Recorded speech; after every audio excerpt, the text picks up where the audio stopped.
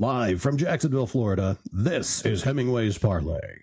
And now your host, John Patrick Hemingway. Hello, me. Yeah, we're here today. We got a really good one for you. It's Christopher. He says, John, why don't we talk about that god-awful book of yours, Murder on the Florida Straits? Now, I did not call it god-awful. Don't start with that. Devil awful, devil spawn or something like that. You know, I use all sorts of religious sort of, Which is why I happen to have it here with me today, folks. Okay. That one might have been signed somewhere along the lines, either up in Michigan, we're not going to talk about that one. But that's another story by another guy named Hemingway. Too many Hemingways out there. Way too many Hemingways out there. We need a depopulation of the Hemingway. Well, what the hell are you saying? I'm not minor attracted. Okay, come on. You got to throw it back at these assholes. All right. So, yes. So we're going to go ahead and start off at the very beginning of this, folks. By the way, just for argument's sake, my name is Chris Merchant. I am the co-host / kind of maybe producer, definitely the really big voice at the beginning once we get this whole thing put together. We are going to be talking today about John's book, Murder on the Florida Straits. Yeah. This is not a child-friendly conversation. So if you have kids, please get them out of the room. Turn the volume down, send them away, do whatever, tune in later, okay? Give them an iPad and lock them in their room, sort of thing like that. You know. This book it is a noir, which in and of itself involves murder or multiple murders. Multiple murders. Also involves things it's kind of, I don't want to use the word prescient, but I mean, it takes place modern day. We're going to talk about some conspiracies that have kind of come true, conspiracies that have yet to be proven. There's a rabbit hole or two we're going to go down. Sure. And we're going to even have a conversation about people who used to be he's that are now she's, because all of these factor into the book. And John has a unique perspective on some of this, which we may wander into because, his father, who, I'll let you explain it. To, take a walk on the wild side, as Lou Reed would have put it, snapped his fingers and then he was a she, and I said, hey, babes, that sort of thing. He was born Greg. Then became Dr. Gregory Hemingway, And then he became and Dr. then he just Gloria. said, I've had enough of that, I'm going to just spend a shitload of money, and get me them operations done on me. Okay. Yeah. And then, he'd say to things like to my oldest sister, Lorian, do you want me to be your other mother? And she would say, nope, I've already got one. Okay. Definitely a little different. He couldn't plead ignorance because he was an MD. He understood biology. None of that sort of like men can have babies sort of stuff like that. No. Greg wasn't that deranged. Okay. Right. He was a great guy. Okay. But I don't know. He felt as though he was a woman trapped in a man's body. Yeah. Okay. That's fine. That's cool. I don't care. And that's, I don't understand it. I don't comprehend it at all in any way, shape, or form. I believe that I can understand that, okay, if this is the direction I was going to go, I mean, I can't wrap my head around it. I'm not even going to try. It's not even worth it. I would do it a disservice, but you lived it. And so you can you've got a place to stand when it comes to the conversation. Yeah, definitely. I mean, in the book, you touch on it lightly, but it's not really the center of things. That's your other book. Yeah. That's Strange Tribe. Strange Tribe. It has a lot to do with all that sort of stuff and everything. And I wrote it for my dad, active love, all that sort of stuff and everything. Right. I have nothing against adults who decide to transition and do whatever they want. I'm not exactly in favor of this being experimented on children.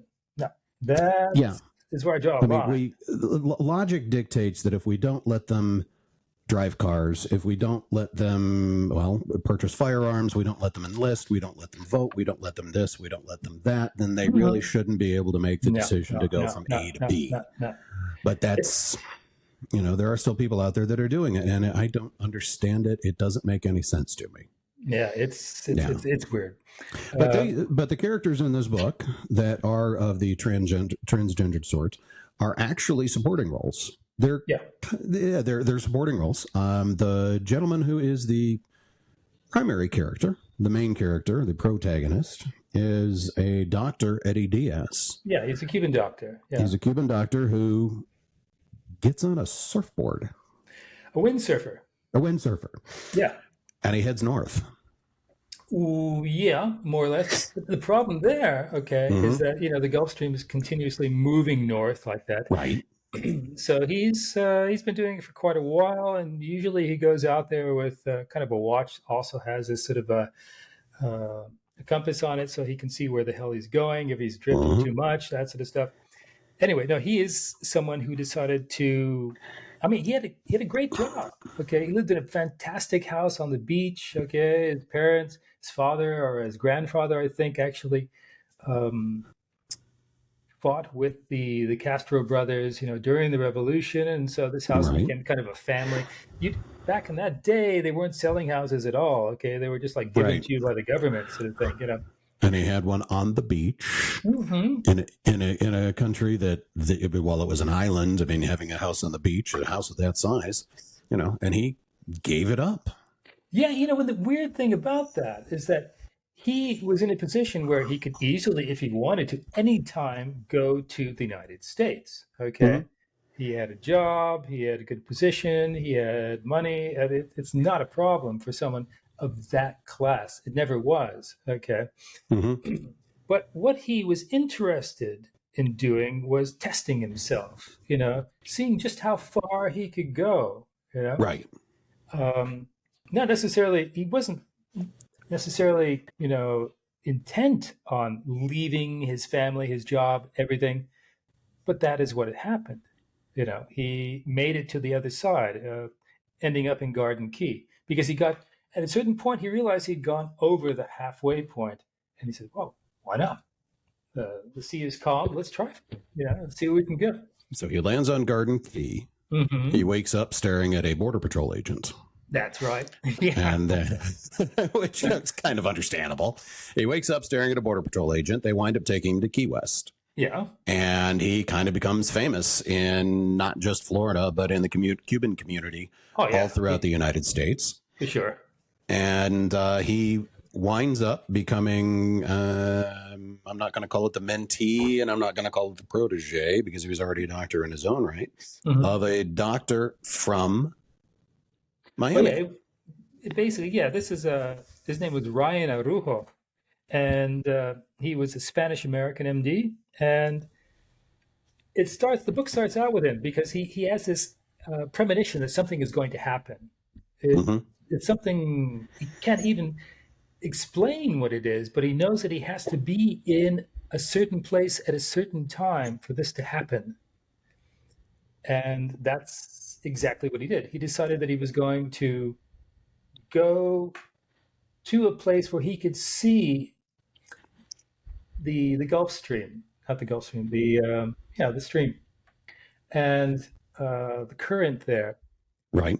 And so he went there, and he went out to the beach, and then that wasn't enough. And so he went off he walked out to the jetty there, and still didn't see anything that was going on. And so he just thought, oh, well, so much for premonitions, okay, whatever. But later on, he gets in touch with Eddie Diaz. And Eddie has, at this point, become a celebrity and everything. And so he goes down there with his girlfriend to see the guy because he wants to offer him a job. Because he found out, like everyone else did, that he's an MD. Right. And he's going to get him a job in the emergency room, and gives him a $15,000 bundle of money, basically, to get him from point A to point B, when they finally hire him.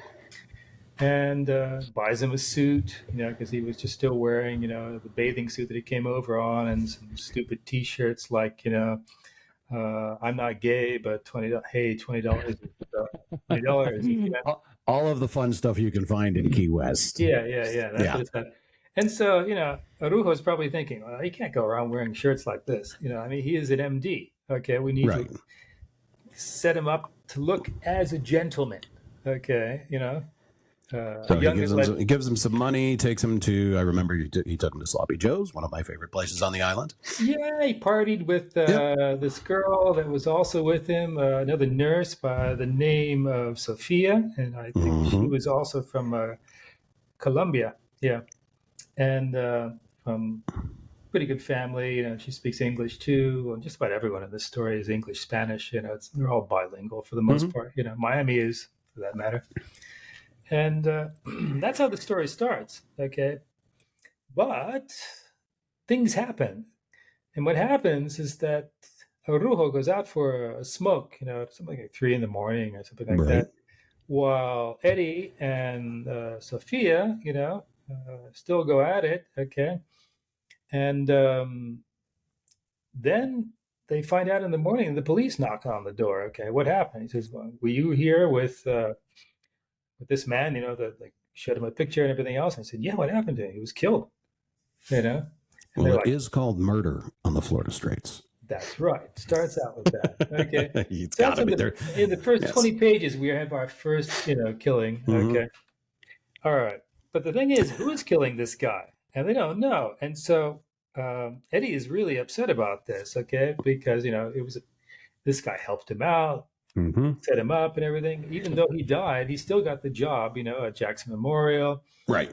Then he becomes friends with another guy by the name of Ruben, who's also he's another MD. And they want to find out what's happening to our colleagues here. Okay, they're getting killed, one So it's after more than another. one doctor that dies Oh or yeah, is killed. It just happens to they happen to have fallen into it right when Ryan was the yeah. one who was killed. Basically, two doctors. Okay, and then might have even been a nurse or something. But I don't want to give it Mhm. all away. No, Okay, of of course not. course not. Got to buy the book. Yeah, you got to buy the book. Okay, so is there anything else you wanted to know there, Chris, about this Well, book? I mean, it's centered in the Keys and Yeah, in Miami. basically, it's I would call it the sort of the triangle of Miami, Havana, and Key West. Okay. Yeah. Now you have been obviously. I mean, I've met you at Key West. The listeners to the podcast are Oh yeah, aware of the I fact was that born that's and where you and I have raised in met. Miami, so I mean, my Yeah. parents So took me you've there all the time. Yeah. exactly. So you are familiar with it. I mean, I did notice that there were a couple of restaurants that I have heard of or been to in both Miami and Key West. The Clevelander Yeah. being one of them up in Miami. Yeah. Bula And maybe is so, another one. I don't know yep. if you saw that one in Carl Gables. Yeah, that's a great place. No, I didn't, but well, I know the name. Yeah. You've got, I mean, you bring in elements of the Keys, you bring in elements of Miami and Hmm. Havana into the story as well. But it is a noir, which involves people dying. It's a part of it. And it's got a bit of a twist, sort of a secret agent kind of twist. Would that be the right Yeah, way to word it? it is because it's happening. As I say, right now we're in 2024. Okay, I Mm-hmm. wrote this for the most part about 2 years ago before I came back down to Florida from Canada. And so everything is, as everyone knows, was kind of changed by what happened with the pandemic and all the rest of it and the lockdowns and everything. Right. And this colored, you could say, a lot of my inspiration for writing certain characters, for writing certain scenes, for the kind of conversations at times that they were having, which seemed very almost dark. Okay, Right. but most of the time they were not that way. They were just trying to sort of find out what happened to their friends, and in the meantime they were partying. They were making love with sometimes uh, threesomes or whatever the hell they called and all that sort of stuff and Again, everything. it's a noir. Things It's are a a little noir. different. Okay.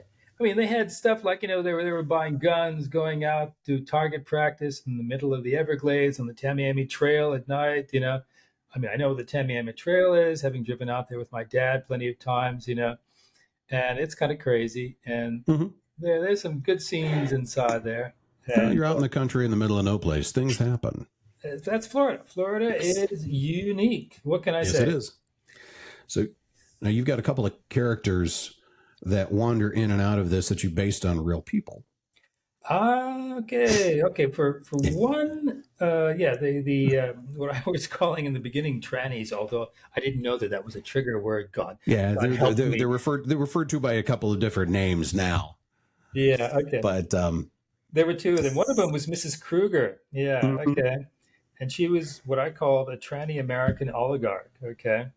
okay, With ties, I think, to the CIA also, both of them. Okay. Another one was Veronica. Okay.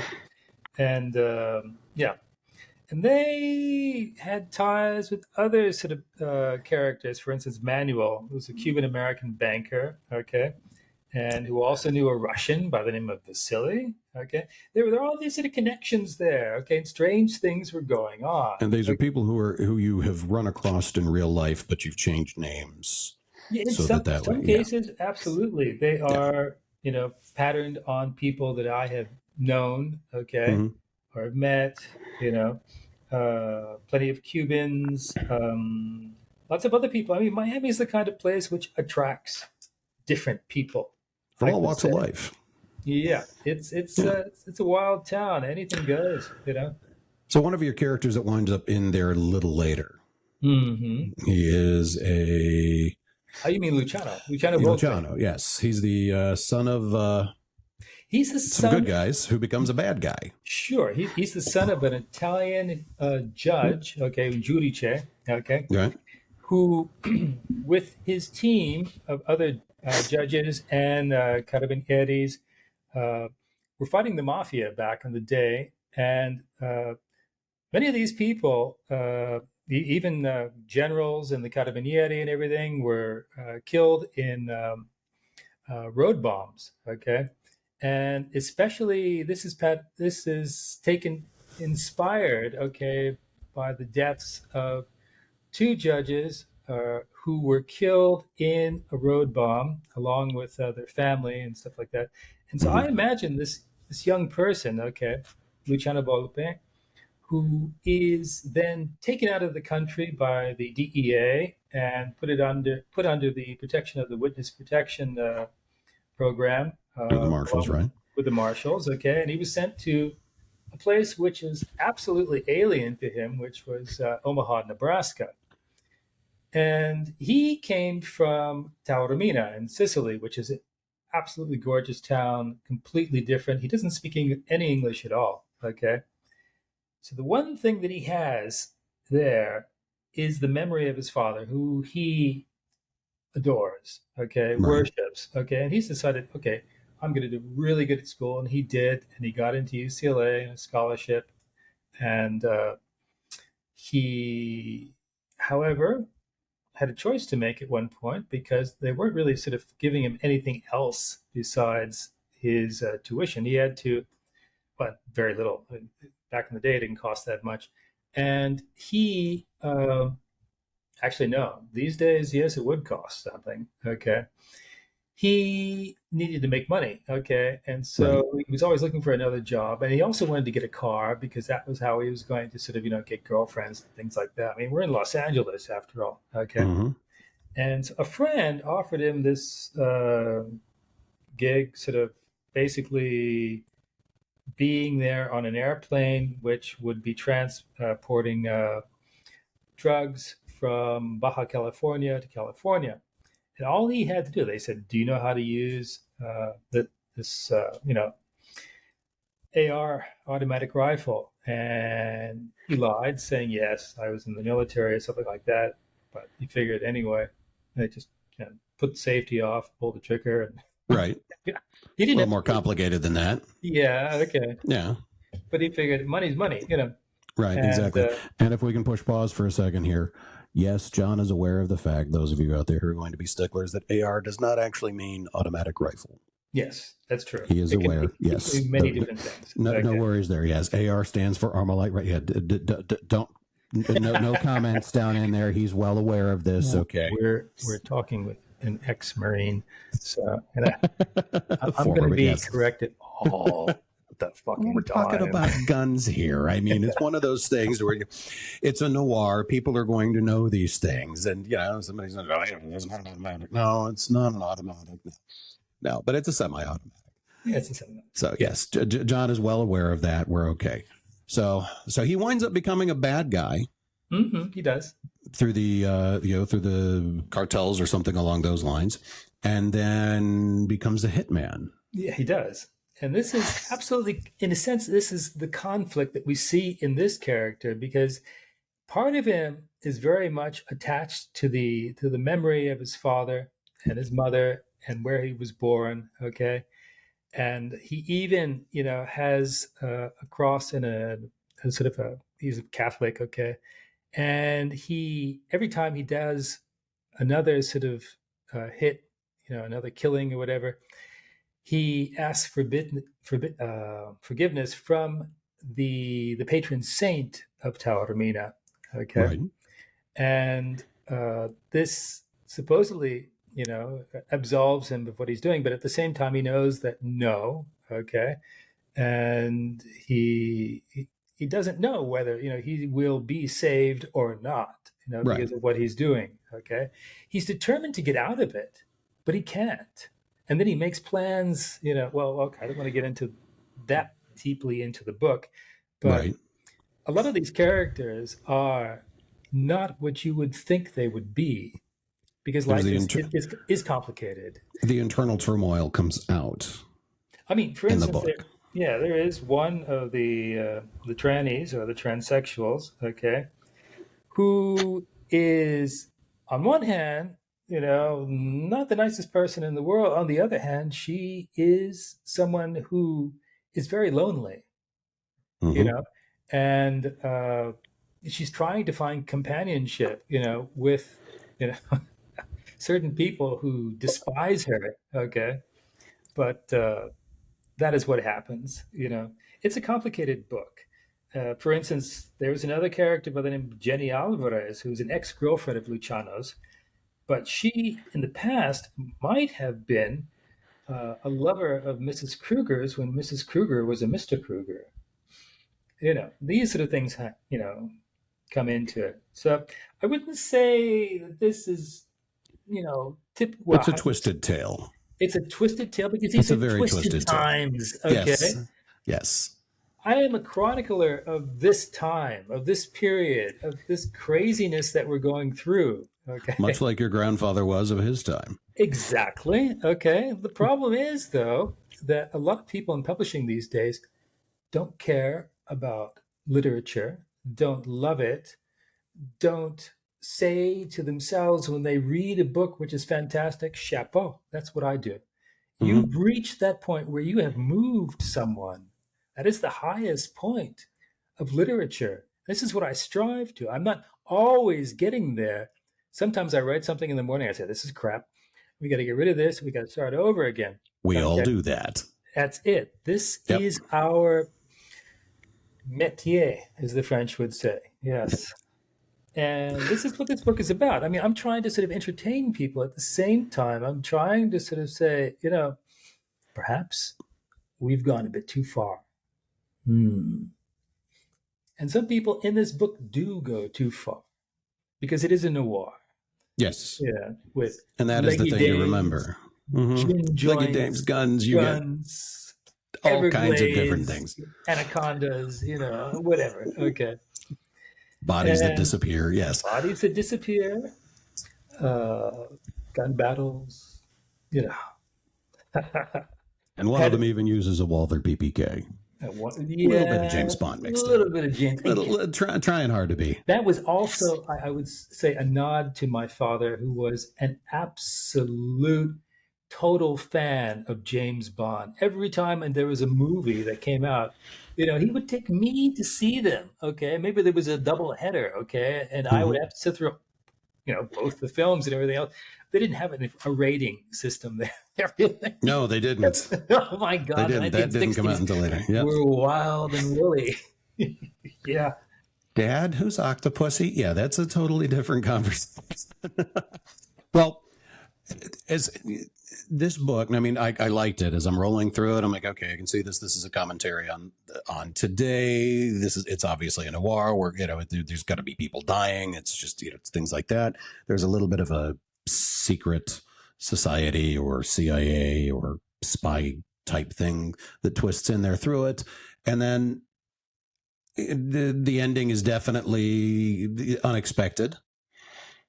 In some respects it is, but in others it's totally unexpected. And then you've kind of left the door open for a second one. In fact, I'm writing a sequel to it, and it's going to be finished by June, come hell or high water. And I'm going or to your present wife returning. I'm going to present it at the Hemingway Days. Okay.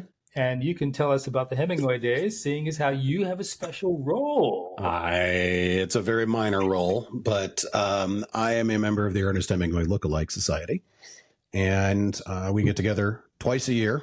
I was going to say that you do look like someone in my family, but anyway. Yeah, it's one of those things. Yeah, yeah, folks. When John and I first met, he already knew I was a member of the society and things like that. And at one stage of the game, he just looked at me and said, "Grandpa, are we okay? Grandpa, are you?" No, seriously. We all get together twice a year, once for fun, which is what we're going to be doing here in a matter of a week or two. I'm not real sure when this comes out, but we're getting together at the beginning of March.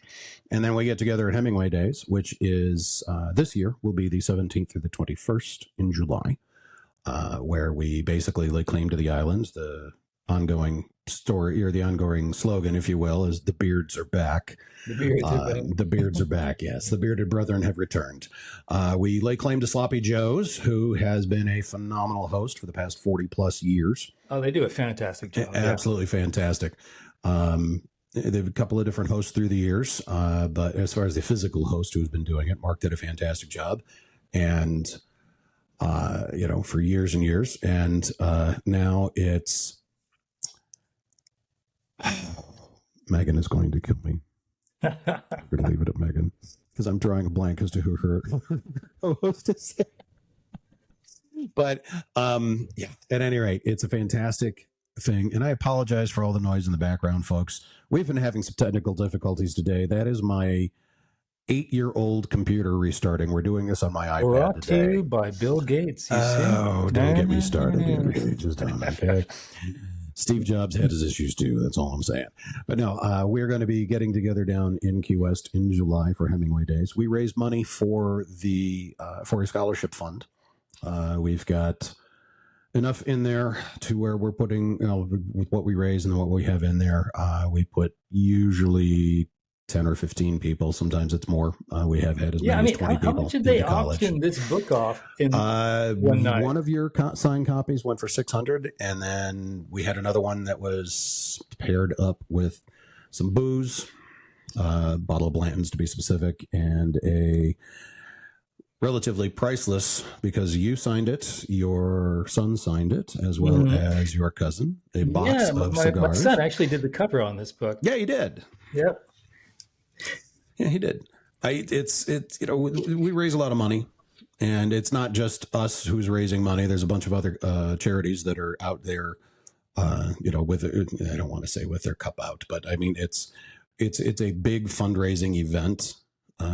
Papa Hemingway was into a lot of different things. It wasn't just about, hunting and fishing and things like that. He was a local. I mean, he taught kids how to box. He did a whole bunch of stuff there on the island. Yeah, but I mean, more than anything else, I mean, those are definitely Hemingway activities, but he was an intellectual too. And he was very much so. Which means you read. Sometimes you go to a university and learn. Yeah, okay. And the scholarships go into... It was different back in the day. It was. But the scholarships now are literature and nurses. Right. For Agnes von Krowski. Yes. That was kind of the big, if Agnes had not sent him the Dear John letter, maybe what would be different in the world of literature if he hadn't been scorned and hurt mentally or emotionally? Excuse me. He was bound to be scarred and hurt. Oh yes. I mean, the guy was a flaming romantic. He was. Absolutely. But when you look at all of the tales of love and loss that he wrote, and I mean, obviously the variations on a war themed story, and then the hunting, and just all of it. He was obviously a genius, and he obviously had, I'll be polite and say, some issues that came out through his pen or pencil towards the end. I think he loved many things. He loved drinking. Mm-hmm. He loved hunting. He loved fishing. Mm-hmm. He could never in his life live without a woman. He always had to have a woman. Okay, sometimes a number of women who were, one was leaving, another one was coming. You know. Mm-hmm. So now, yeah, wasn't the drinking at one point? Could that almost have been self-medication for something else that was going on? No, he was. He suffered from clinical depression. Clinical depression. Yeah. Mm-hmm. I mean, it's his dad also had these sort of problems. I mean, mm-hmm. he called them the black ass periods. Black ass periods. There was no real cure for that back then, and so he self-medicated, which actually made it worse. But anyway, you know. Well, when you figure he had how many concussions? Well, actually, there was that one when he was in Paris, and I think it was a skylight or something like that. Yeah, the skylight. He thought, he was in the bathroom. He was pulling doing bathroom things, and he thought he was, for some reason, it was the older toilet where the water tank was above you. It was a gravity fed deal, and he thought he was pulling on that, and he was pulling on the thing from the skylight, so the thing fell like 8 or 9 feet. Yeah. And hit him in the head. So that was the scar he had. This was the sort of a plan, and people don't know about this, in Paris at the time, because they had too many intellectuals, too many would-be intellectuals and everything. They decided, we're going to do our own depopulation here. Okay. And then bang. Here we go. As if there weren't already enough theories written about your grandfather. Well, look, one guy says it's because, we all sniffed lead or something like that. That's why we got crazy. I say, no, c'est pas possible. Okay.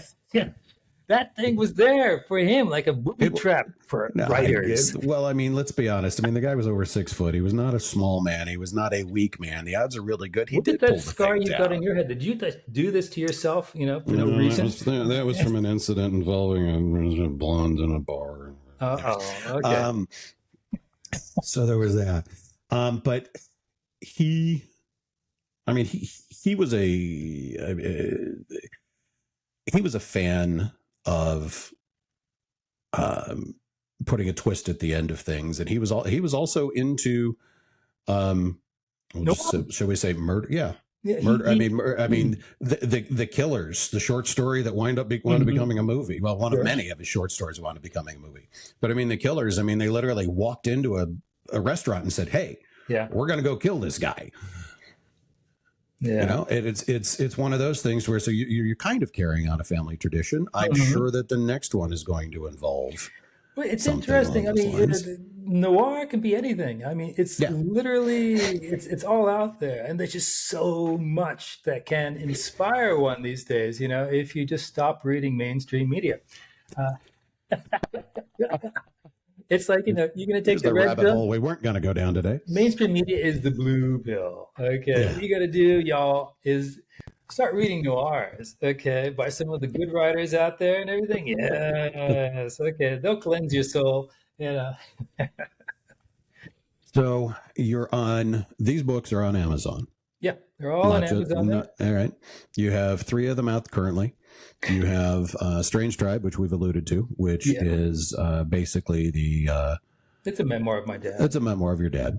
But also a conversation between the two of them, because I found some letters where they were talking to each other and everything. Right. And it's I would call that book a tragedy. I mean, it's difficult for me, even though I've been speaking about it for a couple of decades now, or close to it, to talk about it, because people say, "Oh, do you get some sort of relief after talking about this?" And I go, no, because what is bad happened, and I can't deny the fact that it did happen that way. Right. And I mean, and not to divulge any of our personal conversations, but I mean, we've had conversations about it, and I've sensed that all of a sudden it's like, okay, time to change the subject. John's getting ready to tear up. There's, there is. It had to have been difficult growing up in that situation. I mean, in addition to the, yeah. And so, I mean, having the ability to throw it into a novel today, granted, it's not nowhere near the exact same thing, but I mean, having the ability to throw it in there and then be able to, speak from somebody who grew up in the situation to where, this was dad. I mean, all of a sudden you mentioned to me that at one point he came walking in and he was, what do you think of this? And he was wearing a set of heels and a skirt or something along those lines. And you were like, it was Canada Day. I remember. And okay. It was like 1984. Okay. No, 1985, I think. Yeah. And, my dad walks in and I'm just trying to sink into this, easy boy chair as deep as I can, and then he just walks up the stairs, super athletic legs and everything and these high heels that he's basically, stretched beyond imagination and everything. And it's 84. So I'm trying to do the math in my head. I'm not. How old were you at that point? I was going to turn 25 that summer. Okay. Yeah. Okay. So I mean, you were adult enough to where you could wrap your head around it, but still, it's your father. This isn't. Oh yeah, it takes a bit getting used to and everything. I mean, I'd heard the rumors, and I remember when I told my mother, and she sort of like, "Oh, that sort of thing." He used to do that all the time, Things that were hidden. So you bring that aspect of it into the book, and having lived in Miami, you bring in a lot there, and then spending all the time in the Keys. So, I mean, Miami is my hometown. I actually grew up there. It's not like I just went there as a tourist and everything. So, every time I come out of the airport there, and you just get out of the, the terminal, and you smell the air, it is that memories just go like that, coming right over you and everything, and you know where you are, Right. Right. My experiences in Miami might have a slightly different odor, but then my experiences in Miami were at a different part of Miami. Ah, okay. So, yeah. Liberty City. There we go. I know. So, no. John is looking at a second book for this series. And you've already left the door open for that. Are you considering we're going to talk about the Bacchanalia in another podcast that we're going to do, but are you considering possibly doing a sequel there? Well, yeah. I mean, the Fiesta di San Fermin, I know quite well. This year will be my 11th year going there. I would have gone there other times, but there were visa problems for Christina, and right. Then I just couldn't go for, I was moving or something like that. But it's fantastic. I know a lot of good people. Are you actually going to run with the Bulls this time? I think I will. I've got to. I mean, I've done it about 17. That's 17 times. Okay. I know enough to know that it is not something you should take lightly, and that shit can happen any second of that run because it's just so fast. Most of the injuries occur because of people who have fallen down, and knock you over. Remember, you're running on cobblestone. You don't wear any sort of pads or anything like this, okay? Right. So a lot of them are concussions, maybe. I mean, a bull can toss you up in the air, like I'm tossing a pen up in the air. They are so incredibly fast, strong, noble animals. For the most part, they've never seen human beings. Okay, they're raised on. And they have horns. They have very sharp horns. Very big horns. And the horns are dirty. Okay, because a lot of times they're just going like this, and the shit in the ground and everything else. Okay, and that could be someone else we should talk to. Yeah. Let's find a few people that have done it. So, your friend Bill. Yeah. So, and also Dennis. Right, many times. So he's very good. Yes. Well, we'll have to go ahead and set up a few podcasts for people like that. Yeah. And yes, and well, I don't want to give everything up on this story here, so maybe we should stop here and. Absolutely. So the book is called Murder on the Florida Straits. Yeah. It is available on Amazon. See, he's got one too. See, it's weird how we both have one of these books, isn't This it? is amazing. And by chance, he found this. I don't know where. I think it was on a bus or something like that. But the next time we'll be talking about Bacchanalia, a Pamplona story. Yes. A lot Which of is people get on also my case. another really good book. Yeah, a lot of people get on my case because they say it isn't a Bacchanalia, okay? Es la fiesta, okay? La Fiesta de San Fermin. But listen, I So, lived 22 years of my life in Italy, so I have a right to use Italian words every now and then. Okay. All on right. that note, take care, my friend. We'll see you next time on Hemingway's Parlay. Hasta luego.